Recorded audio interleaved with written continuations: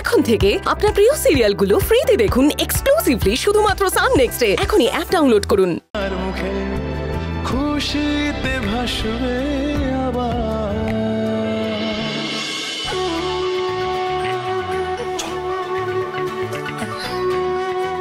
আপনি যান, আপনি বরং গিয়ে গিফটটা দিন। আমি মানে চলো, আরে তুমি হেল্প না করলে আমি কিছু করতে পারতাম না। এত কিছু অ্যারেঞ্জমেন্ট করলাম আমি, চলো। গিফটের কথাটাও ভুলে গেছিলাম, তুমি বললে বলে আমার মনে পড়লো। হ্যাঁ, তুমি তোমার গিফটটা দেবে, তারপরেই আমি একটা স্পেশাল গিফট দেবো। বাবা ভর্তি তলে তলে এত, আমার নাকি স্পেশাল গিফট আনবে, এমন হাব ভাব করছে যেন এরকম তাজমহলটাকে তুলে আনছে। তবে কাজের মেয়ে নীলাকে নিয়ে সহ্য। মা কালী, কি করবো আমি? যাব, বাড়ির সবাই তো আমাকেই দেখছে। এই বাড়াবাড়ি করো না তো, চলো চলো।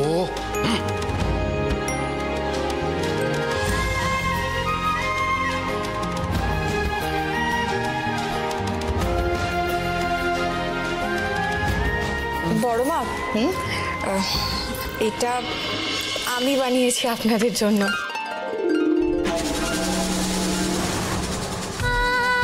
খুব সুন্দর। আর এটা আমি বানিয়েছি তোমাদের জন্য। এই ফুলের তোড়াটা না এর মধ্যে রেখো। তুই একা একা সব করেছিস? দীপু, তোর এই সারপ্রাইজটা আমার খুব পছন্দ হয়েছে, আমাদের খুব পছন্দ হয়েছে, তাই না? তবে দীপু, আমার একটা আবদার আছে। এবার থেকে প্রত্যেক বছর তুই আমাদের এরকম সুন্দর সুন্দর সারপ্রাইজ দিবি। আশীর্বাদ থাক থাক, তাই যেন করতে পারি। নীলা, থ্যাংক ইউ। থাক থাক, খুব ভালো থাকি। ওরা কত কিছু ভেবেছে, এটাই তো অনেক।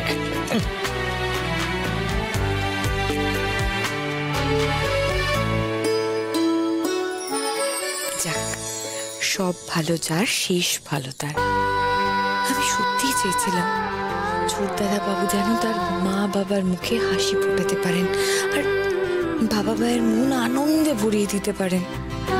উনি তা পেরেছেন, উনি সত্যি সত্যি এটা পেরেছেন।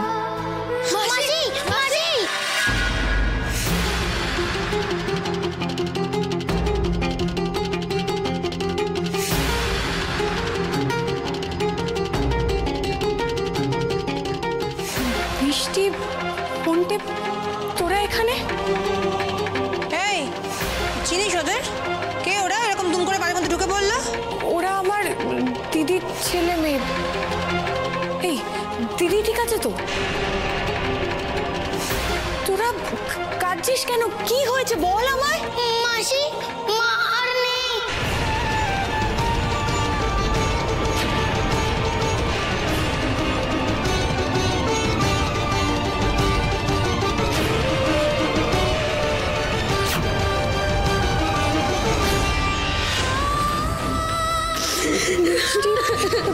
ফোনটা তোরা কি বলছিস?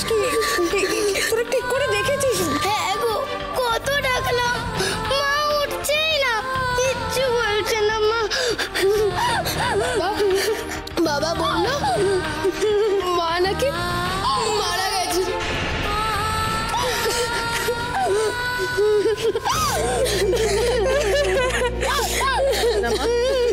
আমি জানি দিদির অভাব পূরণ হবে না, বাচ্চা দুটোর জন্য তো তোকে ভালো থাকতে হবে, সুস্থ থাকতে হবে মা। করে না এরকম। নীলা, শান্ত হও। এটা সত্যিই খুব দুর্ভাগ্যজনক ঘটনা। মিনু, ওর যদি কোনো দরকার হয় ও যেন আমায় বলে, আমরা সব রকম ভাবে ওর পাশে আছি। নীলার দিদি ছাড়া তো ওর কাছে নিজের বলতে আর কেউ নেই। বাবা যদি ওকে সামান্য সাহায্য করেন, পরিবার হিসেবে যদি আমরা ওর পাশে থাকি, মনে অনেকটা জোর পাবে মেয়েটা।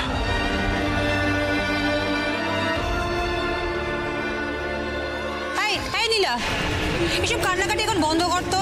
তোর দিদি তো বাঁচার কথাই ছিল না।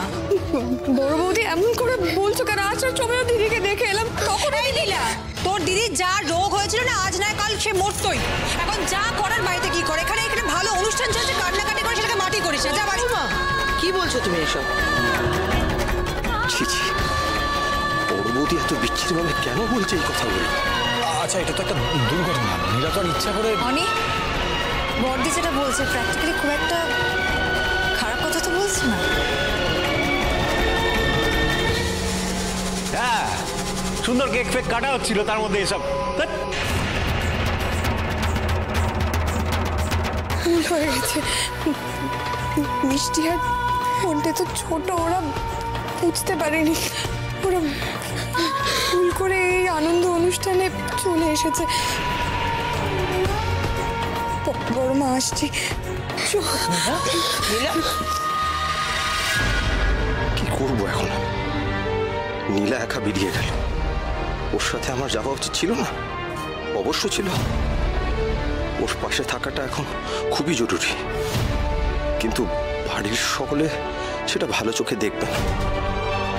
আমিও ছোটবেলা থেকেই চাই বাড়ির সকলে একজোট হয়ে থাকুক, কিন্তু বড় বৌদি এরকম একটা কথা ভুলে দিল, আর সবাই তাতে গলাও মিলিয়ে গেল। একজোট হয়ে নীলার যন্ত্রণা তো আরো বাড়িয়ে দিল এই বসু পরিবার। এরকম ব্যবহার তো শত্রুর সঙ্গেও করা যায় না। বড় বৌমা কোথায় কি বলতে হয় সেটা ভুলে যাও কেন? কেন মা, আমি ভুলটা কি বললাম? আমাদের বাড়িতে একটা অনুষ্ঠান চলছে। অনুষ্ঠানটা আমাদের দুজনকে ঘিরে বড় বৌমা, সেখানে আমরা কোনো মন্তব্য করলাম না। তোমার কিসের সমস্যা হচ্ছে? আর একটা কথা মাথায় রেখো, এই বসু পরিবারের একটা মর্যাদা আছে, যেটা চিরকাল তোমার শ্বশুর মশাই পালন করে এসেছেন, মেনে এসেছেন, সেটা তোমাদেরও মানতে হবে।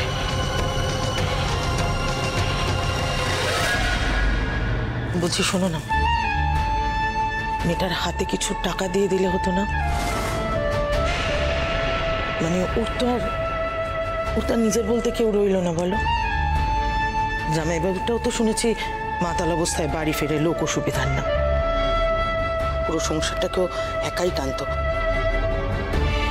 এই সময় হাতে একটু টাকা থাকলে সৎকারেরও সুবিধা হতো। আমি না ঠিক এই ভয়টাই পাচ্ছিলাম, কত করে আবার টাকা পয়সা দেওয়ার কথা উঠবে, সেটাই আর কি।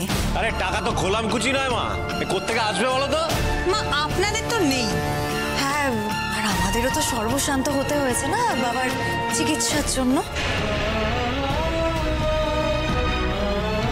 কি বললে?